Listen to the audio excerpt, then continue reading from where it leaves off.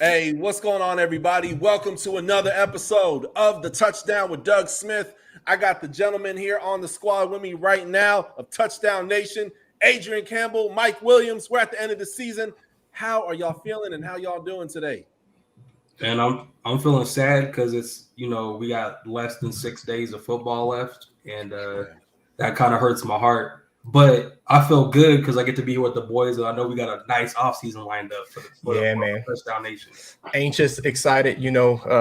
We'll check on me this time next week. Yeah, I feel it, man. And in this episode, it's gonna be action packed. We got Super Bowl predictions, okay? Also, we're gonna talk about the trash can of a game called the Pro Bowl. We're gonna talk about that. We got the NFL head coaching carousel that took and happened, so we're gonna dive into that today. We got a really, really fun episode. In the meantime, I'm gonna play the intro, and we'll come back. We'll kick off this thing, and put your seatbelt on because it's gonna be a wild ride. Stay tuned. I'll see you guys in about 20 seconds. Touchdown with Doug Smith, celebrate, that's a new move. Heisman, true views, catch them on YouTube. NFL coverage, interviews, new news, who win, who lose, comedy, you choose. It's not about moolah, the QB's like Tua is missing in action. No L's on my shooter, play it like Marino, it's a gamble like casino. Hungry for it, but you know we still gon' try to feed the people. Rivalries will lead the conference, Cowboys as the Eagles. Will Belichick be a threat, better check. Tomlin on deck, much respect to the vet. What you expect? Gotta tune in for the rest. Make sure to sub, like, check. At the best, bad boy, the sports podcast. For the threat across the north, east, south, in the west. Sitting back, clueless. Time to tune in. Now another sports center. It's a movement. That's right, folks. Not the sports center, but it's a movement. Welcome to the Touchdown with Doug Smith. If you're new to the channel, make sure you hit that subscribe button. Hit the little bell there for alerts that lets you know whenever our new videos come out. Man, we're the bad boys of football podcast, man. We out here making a name for ourselves. Before I kick off this episode, I got a few things to say. Adrian, Mike, and if my brother Isaac was here, this would also be to him too. Thank you guys for being a part of this journey. Thank you guys, man. I'm going off script here, man, but thank you guys for your friendship. First and foremost, thank you guys for adding a layer of the show and the seasoning to the show that it needed. Thank you guys. You guys all have families, you know what I mean? And to take time of your busy schedules to come here with me, man. I really appreciate y'all, man. Thank you guys so much, man.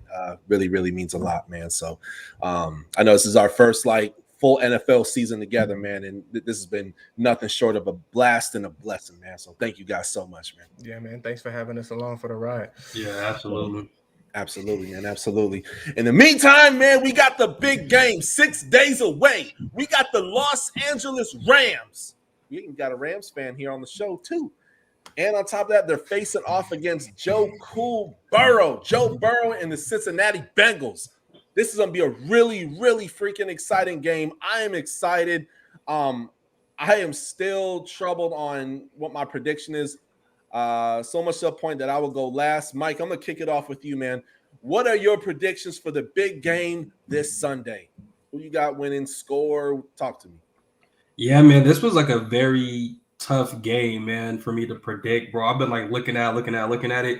It's going to go one of two ways, so I'm not giving myself a handicap. I'm just going to let you know. Everybody's like, of course, it could only go one of two ways, but hold on a second. If the Bengals line can hold up, I think they're poised to win because they just have momentum. It's like they literally remind me of that. Again, I've said this previously, that first Pat Super Bowl, just the momentum that they had no business there, and they just end up, upsetting, I think it was the Rams at the time, end up upsetting that Rams team, which was heavily favored. Like, this team reminds me of that team as far as the momentum, the swag they have, the togetherness. So if their line holds up, I'm going to take them. The flip side is, that's my prediction. So I'll take the Bengals. I'm thinking it's going to be like a 27-31 type game, real close, like a field goal either way. The flip side is it could be an absolute slaughter by the Rams if they get after Joe Burrow. You can't win a game if you're on your back. And I think they're poised to get after the pass rush, get their ears pinned back if they jump ahead of the Bengals. So I'm going to take the Bengals slightly. But again, I just think the Rams have an opportunity with that pass rush to really make their day very difficult. Okay. Love it. Adrian, what's your take? Okay, let me get this out the way. Respectfully, hey, shout out to the Bengals and your fans and even your irrational fans that I didn't even know existed that are already jumping out the window with your team. Like, cool. I'm glad that y'all are excited. I'm glad the hype is there. Y'all know that we have Joey Burrow on this podcast. You know, as far as me and Mike go, you know, that's our guy when it comes to talking quarterbacks in the league right now. Really love that. All that being said, they done fought tough. You know, the secondary has showed up. Joe Burrow getting sacked 9 times. They done found a way to win no matter what. You love the resiliency of the team. That being said, out of here with all that bullshit, okay? It's the Rams. They're going to take it. It's their time. This is a team that got disappointed in 2018 where the moment just seemed too big for them. McVay over-processed everything, and he just got flat-out out-coached. I think that there's a wealth of experience that was gained from this team. I think McVay is going to be prepared. I think this team is going to be relaxed. This is the moment that Matthew Stafford's been dreaming of his whole entire career. I don't think that it's too big for him, granted how long he's waited to get to this point.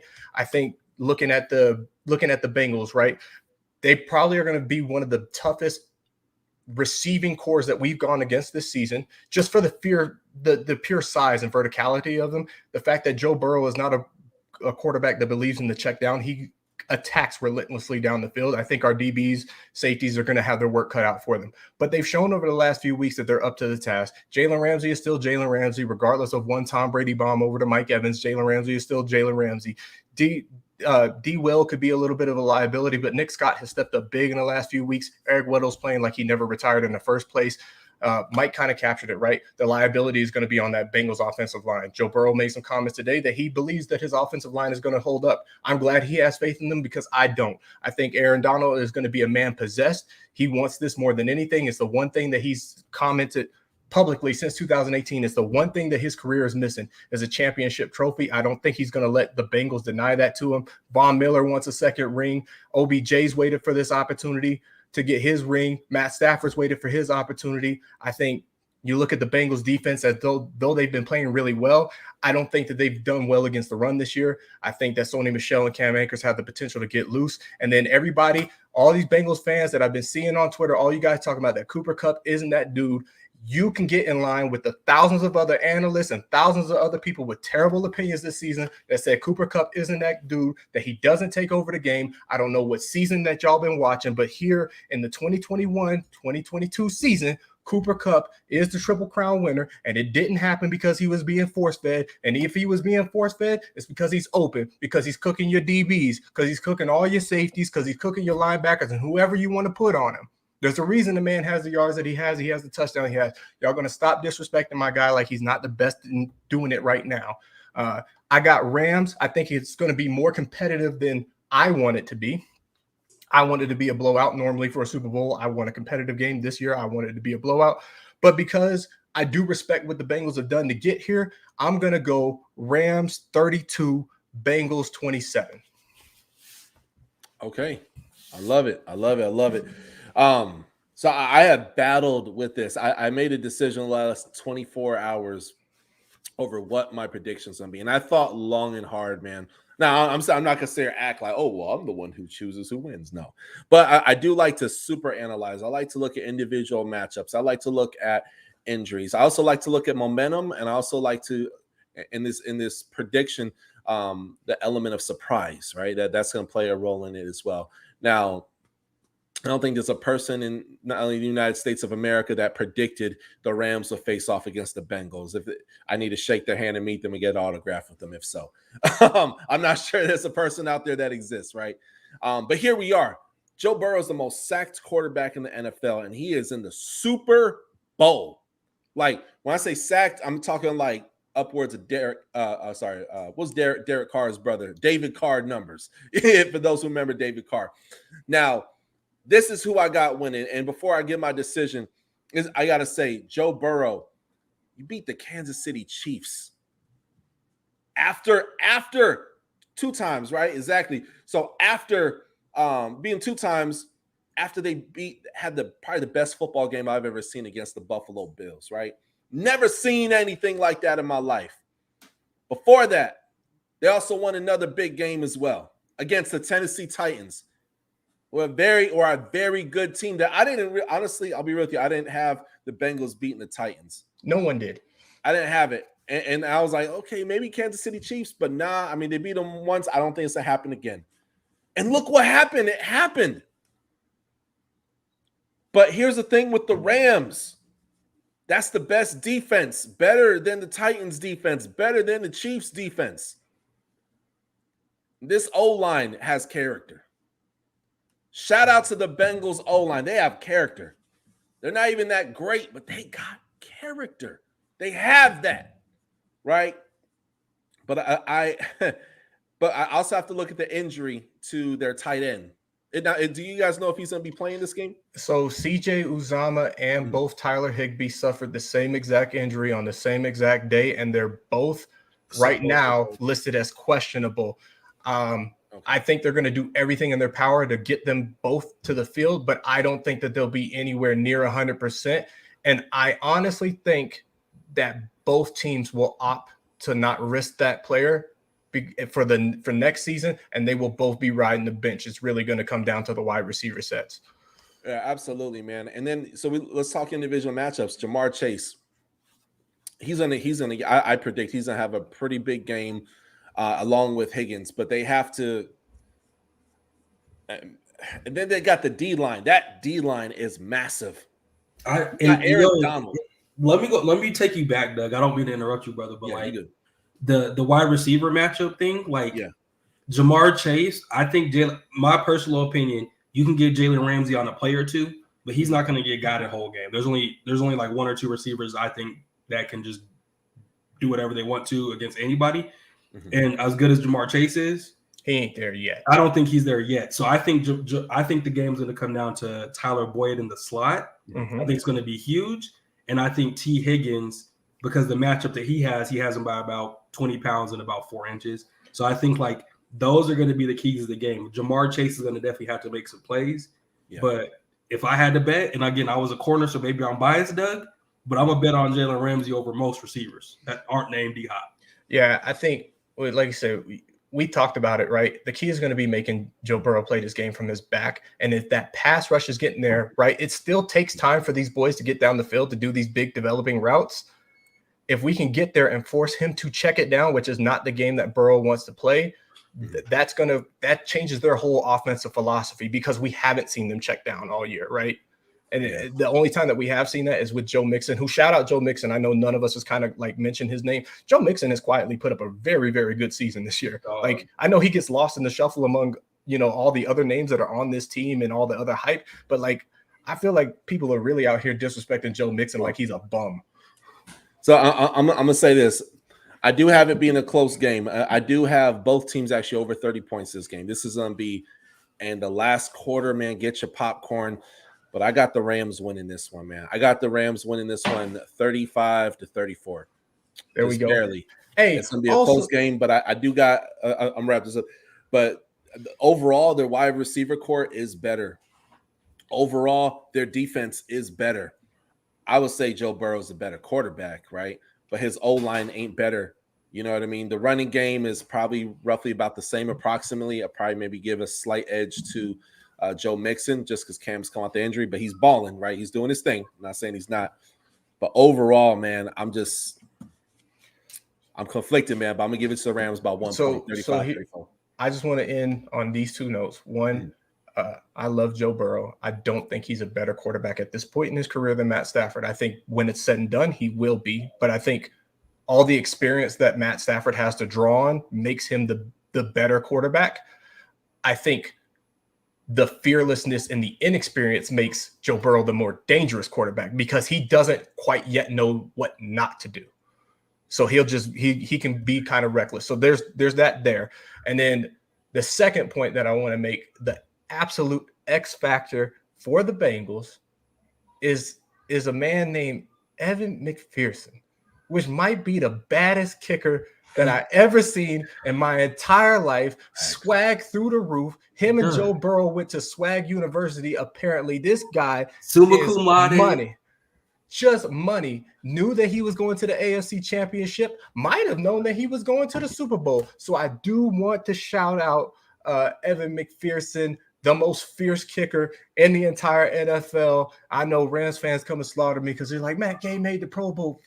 Look, I like Matt Gay, okay? He gives me peace when he's kicking the ball. But, man, that McPherson kid, serious. And McPherson, like, we had one of the best kickers in NFL history. You can make the Doug, you can make the argument Broncos have had one of the top 5 kickers in NFL history with, Matt Elam, right? Yeah. Or Jason Elam, rather. I'm sorry, I'm saying Matt. But I've never, Doug, I don't know about you, but Evan McPherson makes me want to go buy a jersey of a kicker from another team. That's what I'm saying. That's like this. And he's so confident and he's swaggy too. But that's what I'm saying. Look, think about how cold Justin Tucker has been for years, right? Oh, yeah. Like, and I respect what Justin Tucker's been doing. Like, arguably been the best kicker in the league for the last, I don't know, name however many years, right? Yeah. I've never been like, you know what? I want to get me a Justin Tucker jersey. Never. Evan McPherson, I'm telling you, if I'm a Bengals fan right now, it's Joe Burrow purchase, then a McPherson jersey, then Jamar Chase, then whoever else you want to pick after that. In that order. This man, I don't know if we talked about it enough. This man literally went out there, warmed up his leg, and said, and then he said, "Yep, looks like we're going to the AFC or the AFC game." Mike, go back and watch the replay. They talk about him warming up like he was just on the sideline kicking. Like the dude literally went to the net, kicked the ball once, and said, "Well, that's it." Like one time, he's like, "That's it." He said, "Looks like we're going to the AFC." That's all I need. That confidence, man. And I've never seen a quarterback like Joe Burrow get sacked as many times win against that great. And this ain't like, oh, it's long, it was a field goal. Like, no, they're winning. They're winning. They came back. They were down. Right? So, man, it's like he gets into this mode, right? And it's just like, I want to know more about Joe Burrow. I want to know more about his upbringing. What is his training like? Like this credit the Cincinnati defense for these second half comebacks, right? Because we've seen it. But also without taking anything away from those guys, because those guys made plays when they needed to make the plays. Yeah. Can we not pretend, because the narrative that I've been hearing is that they have some kind of prolific defense. That is not the case. We have seen some historic meltdowns from the last 2 offenses that they played. Patrick Mahomes playing in total control from the first quarter, all of a sudden is running around like a frantic chicken with his head cut off. He can't find Travis Kelce or Tyreek Hill for nothing. Like, just one of the most epic meltdowns that I've seen in NFL history. And then Ryan Tannehill, who, say whatever you want to say about Tannehill, nobody's arguing that he's playing at even Joe Burrow's level, right? Uncharacteristic for him to have the 3 interceptions.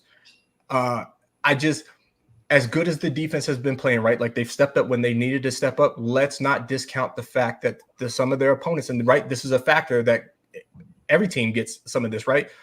One team just stops playing in character. They just start playing contrary to who they've been all season. And that's really what's decided these games for the Bengals, is that they've been able to capitalize on a team getting out of their rhythm. And that's when they start their onslaught. Yeah. And I think with that being said, is piggybacking, and I know we got to shift, but Matt Stafford has been like, there's been games. He had more pick sixes that he threw in this season than I think Peyton Manning or Tom Brady threw their entire career. So it's just like he has been susceptible to some bad plays. And even with Joe Burrow being sacked 51 times, Doug, I was just looking it up. That man still completed 70% of his passes. So it's like he's either getting sacked or he's completing passes and throwing down. So it's like one of the two. So I just feel like if Joe Burrow can find a way to battle through, they'll be okay. If Matt Stafford finds a way to not make throw interceptions, I know that sounds cliche, but for him, again, like, this is going to be the biggest game of his entire life. And he's, a talented quarterback. He's been a top 10 quarterback for a very, very long time. But now is the time. I think this is going to be one of the only times that he can, break that mold of, is he a real game changer? Or is this like a for real solid quarterback? Or is he somebody that when the pressure gets big, he's going to fold? I'm very interested to see. Yep. So we can be on it all day, because y'all know I'm going to sit here and defend my team. And I'm trying to be as fair as possible. So all you guys saying that I'm biased, you absolutely goddamn right I'm biased. Look at the damn flag in the background. Okay, if y'all saw my jersey collection, you'd know how biased I am. But I'm trying to give the Bengals a fair assessment. That being said, let's switch topics, and we're not going to even talk on this one for a long time because it's not even worth noting. But it wasn't actually worth being on TV. I don't even know what we witnessed this weekend, but this might be the worst Pro Bowl that I have seen in a long time. The fact that they call it the Pro anything is astonishing to me. It was actually offensive to the eyes. It should have offended anybody who loves the game of football, and it looked like it struck a wrong chord with a lot of veterans around the league who have retired, because they were just as confused as I was watching this. Like, what are we doing? Like, it used to be, the Pro Bowl used to mean something, right? It used to be an honor to be selected to the Pro Bowl. It used to be your time to really go out there and show your peers that you really are this guy. Like, I got voted here for a reason. Like, I'm going to let you know, if I didn't see you this season, you're going to know I'm really that dude in real life. It's not just what you see on ESPN. I'm really that dude. And this is two-hand touch. I've been saying for years I want the Pro Bowl, just throw it away because it's a waste of time. But I don't know, man. I y'all remember a player used to play for the Tampa Bay Buccaneers by the name of Derek Brooks. Mm-hmm. Yeah. Derek Brooks is amazing. That was one of the best when he won MVP of that Pro Bowl. I think might have been 03 or 04. That might have been one of the best Pro Bowls, man. It used to be a real fun game to watch. Now, don't get me wrong. I love the skills challenge. I love all those things, man. Those are fun things. Who's the fastest guy? Who could do the coolest catch? But this was bad, man. Like, it was like people were two-hand touching. Like, it was so pathetic. And I understand guys don't want to get injured. Yeah, I get it, man. But what happened to the love of the game? That's what I'm saying. Nobody's saying play your heart out, man. But you got to do, like, damn, go talk to WWE and take some acting notes from them and sell it something. It did. That was, honestly, it was the worst all-star game of any professional league I've ever seen. Thank you. And like the numbers are going to highlight it. Like, y'all know I'm a numbers person, Doug, so I'm going to just talk about it, right? Be crunching the man. Had 3 interceptions, right? And they had 2 fumbles, right? The NFC had 4 interceptions. Kyler Murray. They had 3 fumbles. So they had there was a total between the best of the league, 7 turnovers or 12 turnovers, like 12, either fumbles or interceptions, not necessarily turnovers because some of them recovered it again or whatever. But there was a total of 12 times the ball went somewhere it was not supposed to go. That wasn't an incompletion. And that's completely unacceptable. It's just like people, like, there was 8 rushing yards in the NFC, Doug, 8. Yeah. Like, if I got out there, I'm out of shape. I think if you gave me 4 quarters, I could run for 10 yards. Oh yeah. I'm 5'7", Doug. I'm 5'7", overweight. I think I can run for 10 yards. You just find the biggest left tackle that you can and like push them and lean forward, man. That's it. It's just it was so, man. It was so bad, Doug. Like, y'all know I'm gonna watch a game. That game was so bad, I just turned it off and started watching Demon Slayer. I just turned on Demon Slayer. Yeah, Demon Slayer was I turned that game and I was like, yo, turn this trash off. If I had to pick a highlight from the entire game, highlighted the entire game was Stephon Diggs waving to his brother on the way to the end zone, cooking his own brother, right? And like I said, you could say, oh, they weren't trying, but I'd like to believe with the sibling rivalry there that there'd be a little bit of pride, and I think that hurt. But I mean, that's the story of Trayvon Diggs all season. I know Cowboys fans, you're like, but he got the 11 interceptions, and he also got cooked for over 1,000 yards. He gave up the most yards as a corner in NFL history. Boom. So there you go. And enjoy that. Hold that L. A couple things to keep note of coming out of this Pro Bowl. Two situations that are worth monitoring. One of them could be a whole lot of nothing, right? Last night, it was noted that post-Pro Bowl that Kyler Murray, on all of his social medias, disaffiliated himself with all things Arizona Cardinals. There is no mention, there is no connection, no photos, no nothing mentioning the Arizona Cardinals. I don't know if he's just battening down the hatches, preparing to go into a contract war, and he wants to get his money early. If maybe he's decided after a pathetic showing in the playoffs that he should have took that MLB and he's going to take another swing at that. Who knows what's going on? It appears that maybe there's some trouble in paradise there. And then another situation that is still developing that we're still waiting on a lot more stuff to come out. But the reports and the stories that are coming out are pretty damning. For one, Alvin Kamara, who got arrested in Las Vegas, and I don't know what it is about Las Vegas, but it just seems to be a bad place for the NFL. It just seems to be a bad place for the NFL. Gruden got caught up out there, and that doesn't have much to do with Vegas. But he was in Vegas. He got caught up out there. Damon Arnett also facing assault and battery charges, former Las Vegas Raider. Henry Ruggs, you know the situation with him. doing drunk driving, going too fast, ended up killing a girl and a dog. We're still waiting to find out what's going on with that. And now we have Alvin Kamara, like literally fresh out of the Pro Bowl into some garbage. I think what happened was that man was listening to Hustle and Flow, and he put on Whoop That Trick. Alvin Kamara did, and because of Doug, apparently they got camera footage. The cops said a thing today. Did it get released yet? No, it hasn't been released yet. That's what we're waiting for. But that also lets us know it's probably really bad because it hasn't been released yet. Yeah. But allegedly, the police said, and again, I take a lot of times just my personal opinion. Sometimes what they say I take with a grain of salt because they like to frame things certain ways. We got to wait till we have all the facts. So we have all the facts, but that's the most important thing because it could be that, man, some dude spit in his face and he was defending himself, right? Yeah. It could be that, hey, he was really being a jerk, right? So we don't know. We don't know. Yeah. So we don't want to like say gossip, but like allegedly, according to reports, a gentleman touched Alvin Kamara. He punched him. They ended up stumping him out, and they broke his orbital bone, which is all around that, right around his eye. So, like, allegedly, that's what happened. And then the cops had a statement that said the film backs up the charges. It corroborates the story. So I just hope that if that is the case, Alvin Kamara definitely deserves whatever's coming his way. If what was alleged did happen, that's true. His career is over.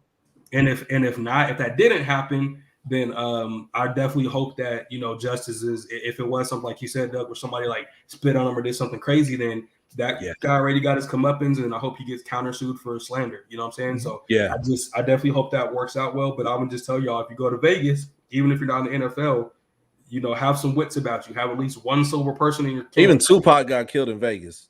Yeah, have at least one sober person in your camp, man, to get you where you need to be. Yeah. Oh yeah. Yep. So unfortunate situations. Like I said, things to monitor. We'll probably be back here talking on it as those things come out. But let's get to the final bits of it, right? And I want to start with what just broke about. Well, we're 27 minutes into the show now, so it's about 30 minutes ago before we started the show. Breaking news: the final head coaching position in the NFL has filled. Every team with a vacancy this year has filled their head coaching position. I'm sure we'll start noticing, different coordinators and things of that nature throughout the days for these individuals that don't have their teams all the way filled out. But Dennis Allen, former defensive coordinator for the New Orleans Saints, is going to be hired and promoted to the head coaching position for them. There were reports out that they were interviewing Eric Bieniemy, and we thought 8-hour interview. Yeah, that's why I was like, we had thought maybe, finally this is going to be the one. Eric Bieniemy is going to get it. Turns out it was not to be. It's Dennis Allen.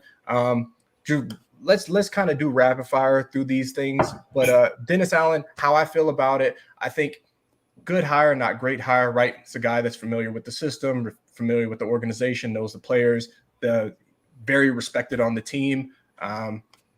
I have questions with what he's going to do, who he's going to get to bring in, for his supporting staff and what they're going to do at the quarterback position. Like the move, don't love it. Would have liked to see something else. Doug. Yeah. Man. So Miami Dolphins, man, that they got Mike McDaniel, offensive coordinator from the San Francisco 49ers. I'm so excited. If you get a chance, check out my reaction, man. Went a little mini viral. Over 1,000 likes on Facebook, man. Went straight up buzzing, right?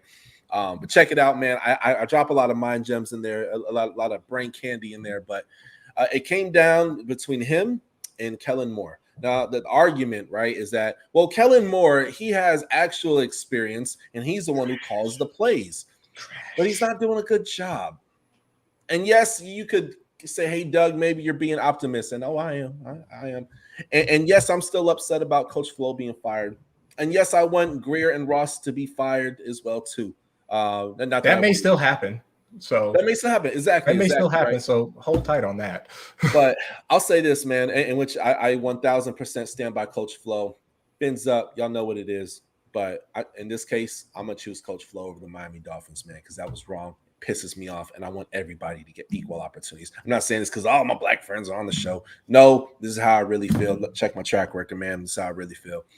But I'm going to take and say this, man. I love this hire. It's been a lot of doom and gloom from Miami. This is what's needed. He has a very contagious personality. He's very goofy. He's an expert communicator. And there's a reason Shanahan brought him everywhere that he went. There's a reason behind this relationship, right? And I know Shanahan gets a lot of the hey, he's the one who did it, but man, there's and then on top of that, his connections, right? They're already talking about Vic Fangio being our defensive coordinator. We have really a complete defense if you think about it. Maybe a little bit more depth, at the linebacker position. Note on that, Doug. It came out today that Mike McDaniel is very interested, and it seems like he will be keeping the current defensive staff intact. He was a fan of what they were putting up during this season, so that is probably going to remain as is. That's interesting. Okay, hey, thank you for letting me know that, dude. I'm not complaining either, man, because here's the thing, man. When people start new people start, and I'll wrap this up because I'll be here the next hour boring you guys with Dolphins talk, but this tends to happen that like the really good players tend to go to other teams, and you got guys like Emmanuel Ogbah, defensive end, one of the best D ends in the league. I think he's number 1 in the league for batted passes. Don't quote me on that, but if not, he's at least top 2. He's right up there. Then on top of that, you have Mike Gesicki, right? He said he wants to be a Dolphin, but is that still the same after Coach Flo was gone? I don't know, right? So I believe Mike McDaniel is a perfect person for this job. I'm excited. I'm still optimistic. There's a lot of issues we may not get a first-round draft pick, but I support Coach Flo, and hey, go Mike McDaniel. I'm happy to have him on the team. Mike, man, Broncos. Yeah, Coach. Before I do the Broncos, I just want to comment on both those real quick. I do like the Saints hire because I think it kind of gives them some stability when they're going to have a lot of roster turnover. I mean, they're negative $70 million in cap. Like the cap is right here, Doug, and they're like this.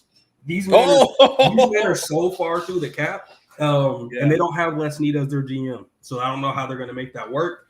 So I think the Dennis Allen hiring was a good stability move. We'll see what he's learned from his time away from the Raiders. He was a Raiders head coach 2012 to 14, I believe, before John Gruden was hired. He was the coach there, or 2 coaches before Gruden. And then Mike McDaniel, shout out to Mike McDaniel. He is from Aurora, Colorado. He went to Yale, brilliant communicator. Super smart. And the good thing about from what we've heard and hearing his press conferences, Doug, I never watched one of his press conferences before he was hired. I kind of went back, and this man has some of the best press conferences in the NFL. He takes complicated things, makes it really simple, and he is hilarious. So I think that's going to be a bit of a change. Bro, his football IQ is scary. And I made a comment about this on my Twitter like a few weeks ago, right after they beat the Green Bay Packers in the NFC divisional round, right? And I said, this next generation of head coaches is going to be scary because they don't look like football guys, but they're highly intelligent, love the game, been around it, and they think of doing something traditionally in very untraditional, unconventional ways. Mike McDaniels, I said it then, he needs to be a head coach, and if he ever gets the opportunity, he's going to be absolutely dangerous.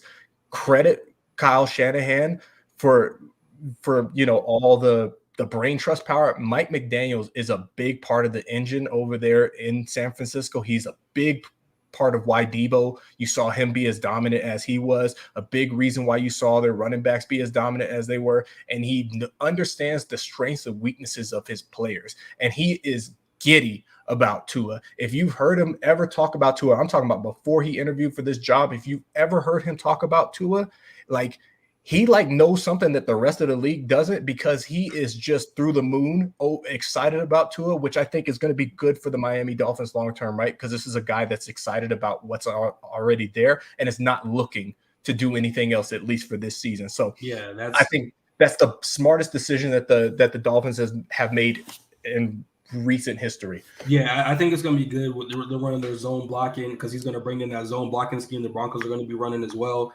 And the only nervousness about him getting hired down there is their tight end coach was rumored to be going to Denver potentially, but because he might be going down to the Dolphins. And we saw what he did with George Kittle. Like, that's a hire that I was like, so we'll see what happens. I still hope that he comes to Denver, but shifting to the Broncos, hiring Nathaniel Hackett, y'all know, right? So this is documented, right? Your boy said Brian Daboll, Eric Bieniemy, or Nathaniel Hackett. Those are my top 3, right? With Nathaniel Hackett at the 1, right? You said what? Nathaniel Hackett was your 1, right? And Nathaniel Hackett was my 1. So hearing Nathaniel Hackett, his press conferences, how This dude is so like I've never been so hype about a coach, Doug. Like you might feel the same way, but I've never been so hyped. This man called Justin Simmons. Hearing him talk to Justin Simmons, like, hey man, like I'm excited to meet you. I've heard great things about you, the culture here. I'm excited to bring the juice. And it really sounds like he's a player's coach and he empowers the players. He said player-led teams are championship dynasties. Coach-led teams can be good, but player-led teams are dynasties. So I just think he's going to empower our leaders, which we already have. Already putting together a phenomenal staff. So I'm super excited about what he's going to do. And realistically, our roster, minus a right tackle, a quarterback, is pretty set, right? George Patton did some phenomenal drafting to kind of lessen some of the blows. He made that Kenny Young trade, unfortunately for the Rams, because Kenny Young, shout out to Kenny Young, because if the Rams do win a Super Bowl, my man gets a Super Bowl ring, even though he's with the Broncos. But like George Payton's done some stuff to set our roster up where a coach like Nathaniel Hackett, and again, y'all know I've been on the Drew Lock train for the most part, and I feel like he sounded like a guy that could develop Drew Lock potentially. And I know that Mike Shanahan's scheme, Nathaniel Hackett has done some really good things. He's in Mike Shanahan's coaching tree way down the way. And every single Super Bowl we won, all three of the Super Bowls have been with that scheme. And I think we have a really good team that can do that, man. So I'm definitely excited about that hire. That hire to me, again, one of the top two coaching hires this cycle. Not being biased, I just think for what our team needs, we've had Vance Joseph and we've had Vic Fangio, and again, they were okay, right? But we needed an offensive innovator, and I wish we could have had somebody like Nathaniel Hackett when we drafted Drew Lock, because we might already have our franchise quarterback, right? So Mike, to I know you said that's top two hire this cycle. I would agree with you. I think the Broncos pairing with Nathaniel Hackett, I think, is my number one, and I think my number two hire is the Mike Daniels hire to the Dolphins, right? Another hire that was officially confirmed today, which is also really a shock because it was not a name that was getting thrown out there during the initial process. We thought Josh McCown had this thing in the bag. No, turns out Lovie Smith emerges from the college game and returns back to the NFL for his third stint, for his third crack at being a head coach. Also, man, shout out Lovie Smith's beard. I love the beard. The best beard in the league. The white bearded Lovie Smith, like that's it. It's just a polarizing image, right? Like I love it. Like the swag on 1,000.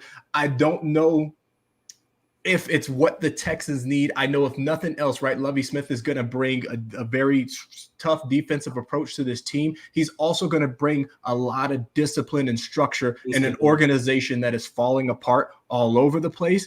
Going to be really interesting to see how they navigate the offseason from the draft to whatever's going to happen with the whole Deshaun Watson stuff. This may be something that, who knows, maybe Deshaun Watson has a change of heart. I still don't think so, but I think they have an adult in the building that is equipped to navigate what looks like it could be a difficult offseason depending on how the Deshaun Watson thing goes, but also get them set up and ready for success, hopefully to build on some of the good things that they had in the roster that we've talked about on previous episodes.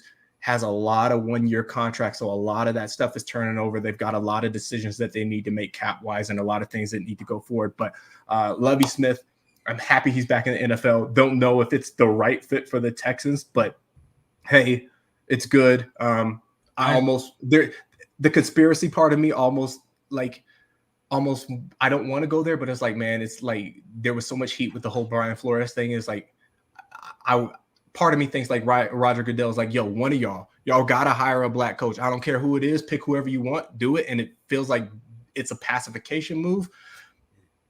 But I digress. I think Lovie Smith was honestly a really good hire. Again, you're right. It was a name that we hadn't heard. But the thing we do know is he took a 2006 Bears team to the Super Bowl with Rex Grossman. Mm-hmm. And Davis Mills showed more last year than Rex Grossman showed at any point in his entire career. So I think that they're potentially poised, depending on how Deshaun Watson's legal situation pans out, to reload through the draft. They have a bunch of cap space. He's a disciplinarian coach that's going to bring some stability. I think that's a hire that could end up being one that stabilizes that franchise long term. And depending on what they do with Deshaun Watson, that could bring them back 2-3 first-round draft picks, a couple second-round draft picks. And I think, again, they could be in position. Again, that division right now, AFC South, with the Colts, they're a quarterback away still because Carson Wentz hasn't shown to be it. The Titans with Derrick Henry, we're going to have to see how he comes back off an injury next year. That's a team that if they get to that 7-9, 9-7 range, that they could be a wild card team. And again, they've shown, the only thing, obviously, they don't got Devin Hester. Devin Hester was their offense in 2006. But with that being said, he's shown to be a capable coach and shown to be a leader of men. And I think that's exactly what that building needed. So real quick, and Doug, I'll let you start off on this one. Let's transition from a former Chicago Bears coach to the current Chicago Bears coach, Matt Eberflus, defensive. I think he was the DC over in Indianapolis, right? And say what you want to say about the Indianapolis Colts, right? Their defense was playing pretty good. We don't know what happened to him down the stretch, besides the fact that Carson Wentz happened to him. But interesting hire with them going, once again, defensive-minded coaches. I get that, Chicago has this reputation of being this very defensive team, being this very tough team, but in the modern NFL, I would have liked to see that team with an offensive coach, especially with a young rookie there. Doug, talk to me about Matt Eberflus. Yeah, man, I'm excited about Matt Eberflus taking and getting this position, man. Taking a look at the work that he did, and he really turned around that defense for the Indianapolis Colts, which that was the defense to put points on before he came into play. So for him to take and be on the Chicago Bears, man, is really exciting. I'm very curious to see how is he going to work with Justin Fields and what other offensive minds he's going to surround himself with. They hired Luke Getsy as their offensive coordinator, former Packers quarterback coach. Correct. Oh, perfect. Okay, so I didn't know that. So see that's perfect because you have somebody who's worked with Aaron Rodgers. Not that Aaron Rodgers needs like help or anything like that, but like he knows what it takes for a quarterback to be great in this league. For someone like Justin Fields, we've said this in the past, there have not been any successful Ohio State quarterbacks. You can't count Joe Burrow because I don't think they will.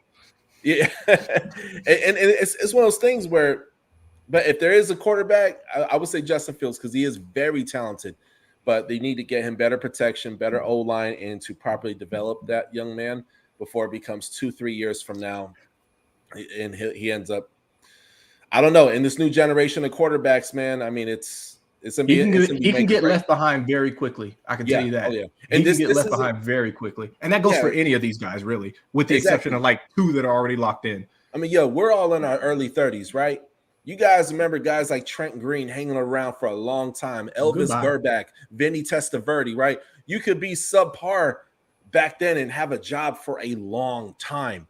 But let me say something. It's 2022, 2020. We're 2 years into this new decade, and it's a new day. And I'm saying, like, if you don't turn things around quickly in this league, it could be very, very bad for you. Very bad for you. You know what I'm saying? So shout out Waylay Creations. We appreciate you tuning in, brother. Yeah, absolutely, Doug. I think again, like I might differ a little bit from you guys with this hire. I think this was a phenomenal hire because this man was the architect of that Colts defense, and they've been absolutely humming for the last 2 years. Like Darius Leonard, absolute baller, developed him, and he was a late round pick. I just think that DeForest Buckner, like Jim Irsay's put a lot of money into that team, but he kind of molded all that talent. So I think he's shown to be able to lead a room because his side of the room was a top 5 unit, right? So I think if this man can lead a team, and there's rumblings that they're trying to get off a Khalil Mack's contract, we'll see if that actually happens. But that could turn into a few picks for them. I think the key to his thing is going to be Luke Getsy, right? Because is Luke Getsy going to be a real problem as an offense coordinator in a good way? Like he's going to be good, or is he going to be like Adam Gase, who Peyton Manning was why he had all the success he had, right? So I'm just really curious to see what he's going to do, and then it'll be good. But I'm going to kind of shift to another one that's in the AFC West. Former Broncos coach. Was not ready, too young at the time, went back to the evil empire of the New England Patriots for some years. And this was a hiring that I don't think any of us really expected because his name came out of nowhere and they hired him pretty quickly. But Josh McDaniels as the new Raiders coach, I will tell you guys this. His people skills in Denver, based on when he was here and all the reports here, was awful. He was not a good He was not a good person with people. He didn't lead players very well. I've heard that that's grown tremendously since he went back to New England. And his stop, he had one more stop before that. In St. Louis as our OC. Yeah, he was in St. Louis. So I heard that stop and then going back to the Patriots really allowed him to develop that a little bit more. So I think this time around he could have more success. I just think that it's going to really depend on what they do with that staff. We've heard that he loves Derek Carr from what he's been saying and all the reporting. He likes Derek Carr, which for me, that's good because that lets me know they're going to be mediocre in the future. But I think it's a good hire. I don't think there was really a bad hire in this cycle. But I think this was a hire that if the man who turned his plane around, Doug, this man was in air going to Indianapolis, and he said, nah, I'm good, and turned back around to New England. That man decided he wanted to be with the Raiders for a reason. And I do think he is one of the most brilliant offensive minds of this generation. And he has some weapons there with Josh Jacobs and Darren Waller. So I think that was a good hire. I give this a pretty good grade, and they're going to need some coaching and some roster overhaul and some discipline as well with everything that's going on. I think we're going to see a little bit of the Patriot way get injected over into Vegas. And given what we said earlier about the tragedies that have happened in Vegas, I don't think that that's necessarily a bad idea. Here's the thing that was interesting about this hire. This was a package deal hire. It was buy one, get a GM free, right? So Dave Ziegler, which also is coming from the Patriots, right? He is going to take over as the general manager. I think this makes perfect sense for the Raiders, right? Because if you're going to bring in a new GM and a new coach rather than having the GM pick the coach, right? Why don't you just bring them from the same organization together? These two, they bring in Ziegler from the personnel office over in New England. They're bringing, McDaniels over from the coaching staff there. These guys have a relationship. They know each other very well, been around each other for a long time. He knows, what kind of players that McDaniels is looking for. I think this is a partnership that could work very, very well, and not the contentious partnership that we kind of saw between Mayock and Gruden, right? Where Gruden was kind of really handcuffed to whatever, not Gruden, but where Mayock was kind of handcuffed to whatever Gruden was wanting. And even though Mayock was the GM, Gruden was basically saying, yo, you do this and you do it now. Mike, you hit it on the head. It's really going to depend on what they're going to do with Derek Carr. They have some pieces there. They need a little bit more. Going to be interesting to see what they do in terms of the rest of his staff, how that fills out. But the Raiders could be, once again, competitive in the West with that hire. Doug, I'll let you take over the next one, man. We have a former Super Bowl winning coach. He has taken over the Jacksonville Jaguars with former number 1 pick Trevor Lawrence. I don't know if you guys like this hire, hate this hire, but I know, Doug, you're sitting down there in Florida, so you probably heard some buzz on it. I think it could work out so long as he focuses on coaching and not writing his next book. But go ahead, Doug, take it away. Yeah, man, I like Doug Peterson as a coach. I really do. I don't think he gets enough respect. A lot of people would say, oh, well, when he won the Super Bowl, that was Andy Reid's team. But he still had to take the team there. He still had to develop the scheme. He still had to win with Nick Foles. He still had to do these things. He has loads of experience, right? Years and years working in Kansas City underneath years working underneath Andy Reid. Even if you go way back, him backing up Dan Marino in Miami. I mean, he is such a brilliant football mind. Now, as far as ownership in Jacksonville, I'm not really a fan of. You need to wow me, right? Like, what are y'all going to do?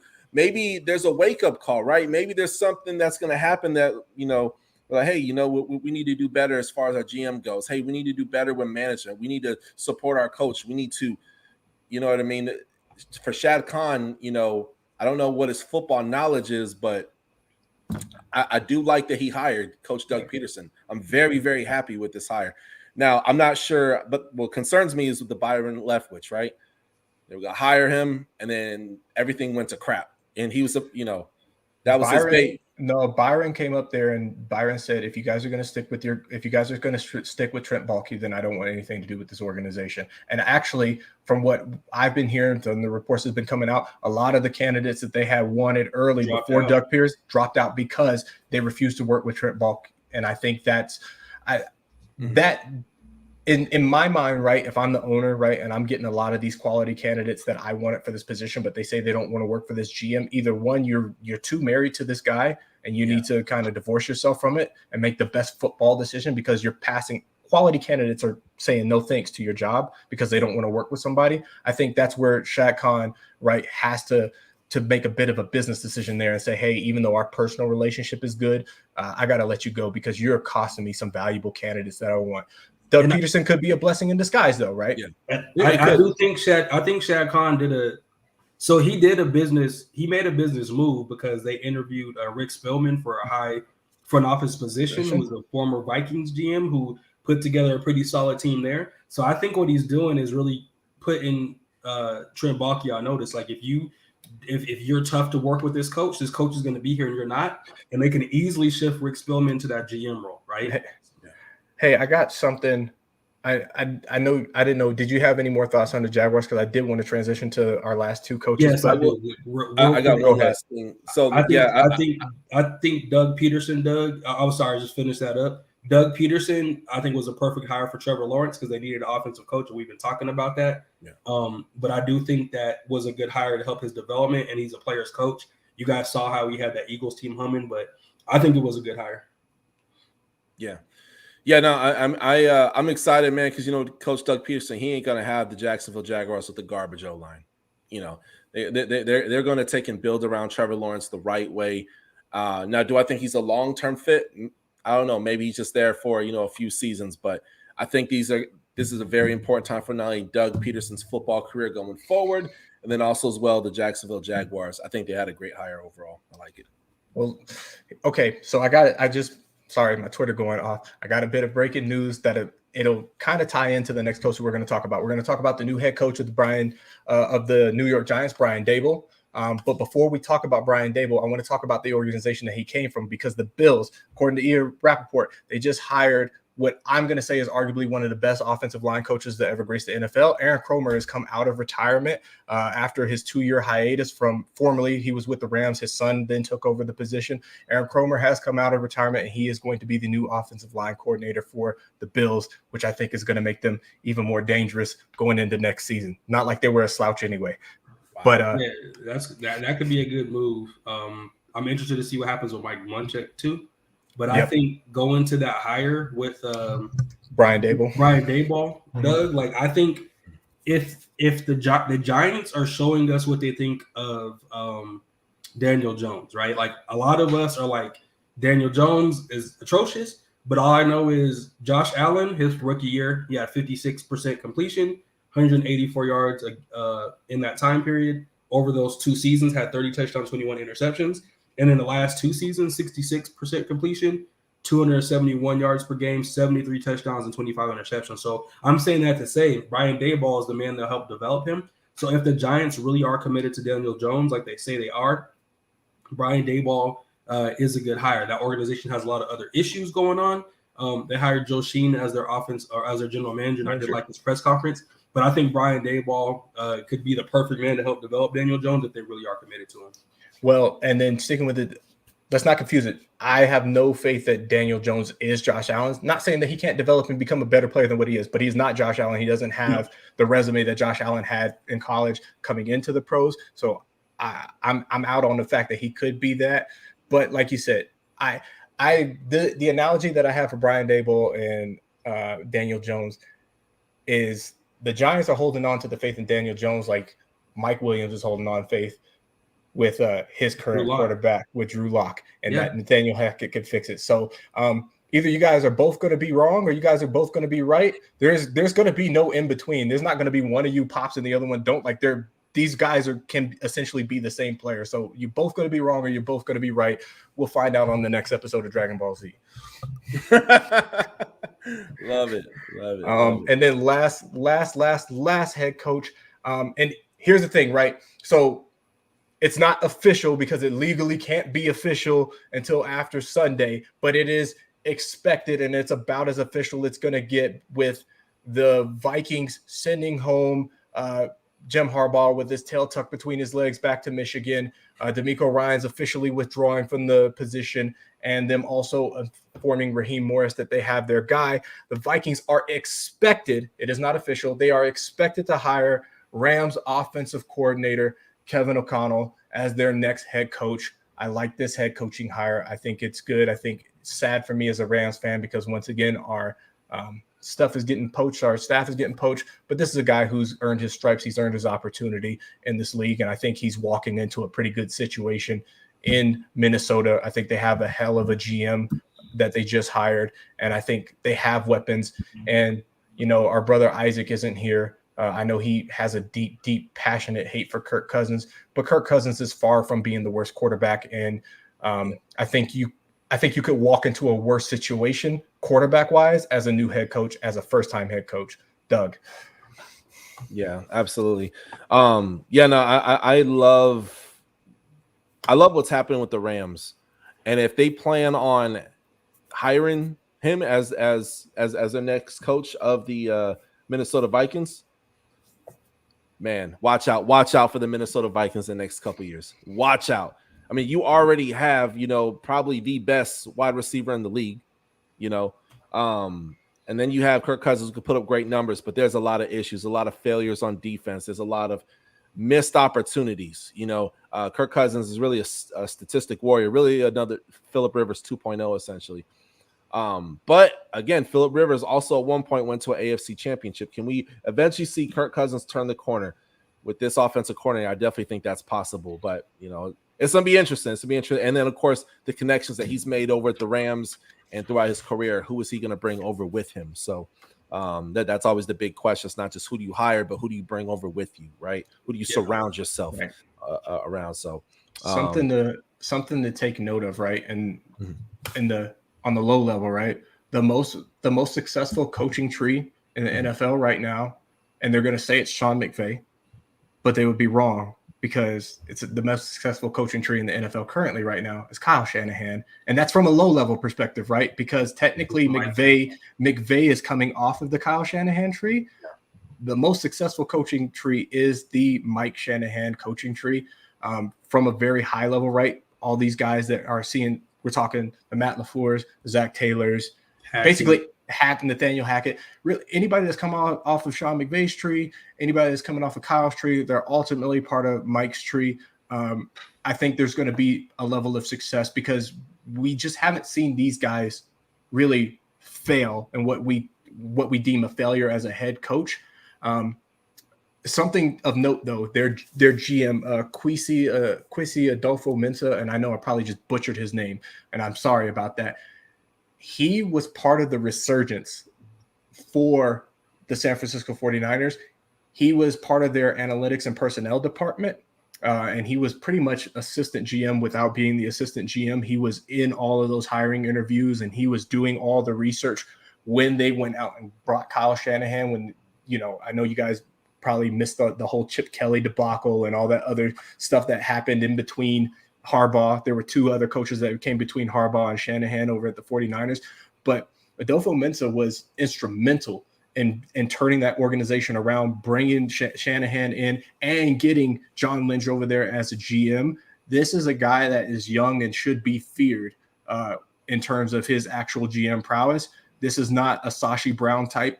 If you guys love what Andrew Berry has done with the Browns and their personnel and their decisions, right, regardless of how they played on the field, because some of that is down to the quarterback position and the play calling, I think personnel-wise, I don't think anybody's sitting here arguing that the Browns are worse today than they were a few years ago, and that's a large part to Andrew Berry. As dangerous as Andrew Berry is, you can probably multiply that by 5. That's what Adolfo-Mensah is. I'm going to call it right now. He's going to be a very dangerous GM and make that team very, very competitive.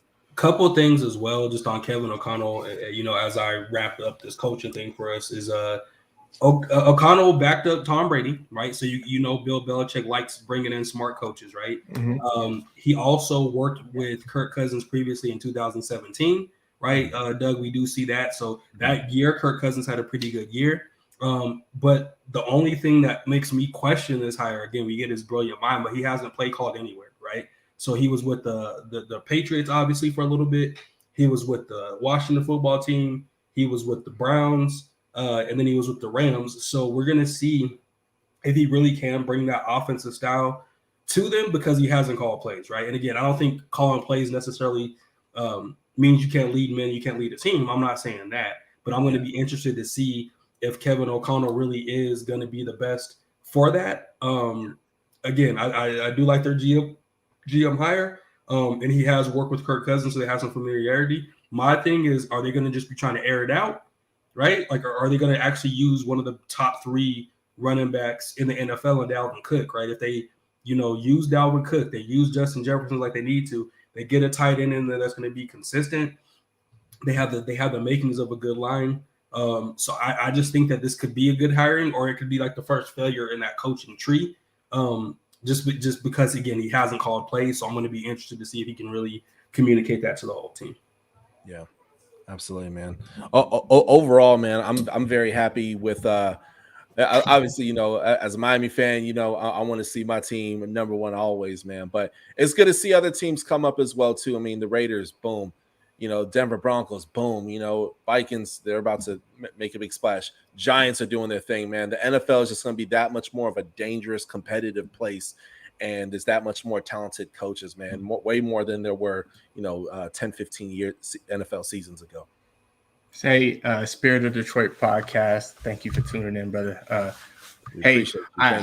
We appreciate you. And I hope you're rocking with Matt Stafford and the Rams on Sunday, man. This coaching cycle, man, I think there's some good pairings here. Obviously, it's being marred with some controversy, some things that we already knew existed in the NFL, right? That are just kind of resurfaced and brought to light.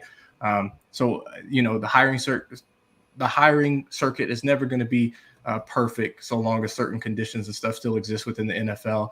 All the politics and social stuff aside, right? I do think that these are some good fits. I think these teams should be in better positions than what they were this season. I'm excited to get it kicked off to see what that looks like, but not before we conclude this season. Guys, we really appreciate you guys rocking with us here on the podcast and tuning in week after week and dealing with our shenanigans and our bad takes and our good takes and our not so good analysis at times. And even I'm going to speak on behalf of Ike. We really appreciate you guys tolerating his nonsense, talking about the Washington Commanders and how good Terry McLaurin and that whole team is. So, they're a top 5 franchise all time.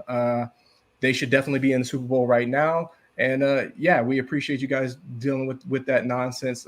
We hope you guys enjoy the conclusion of this 2021-2022 football season. Spirit of Detroit, he says he's rocking with the Rams. He's rocking with Matt Stafford. You already know what I'm doing over here, rocking with the Rams, the whole crew. My son, Malachi, who just jumped on the podcast. We're rocking with 99 Aaron Donald, aren't we? Right? Mm-hmm. That's right. So, love it. Hey, we welcome all the smoke. We welcome the challenge. Joe Burrow, I love you, man. Maybe next year will be your year, not this year.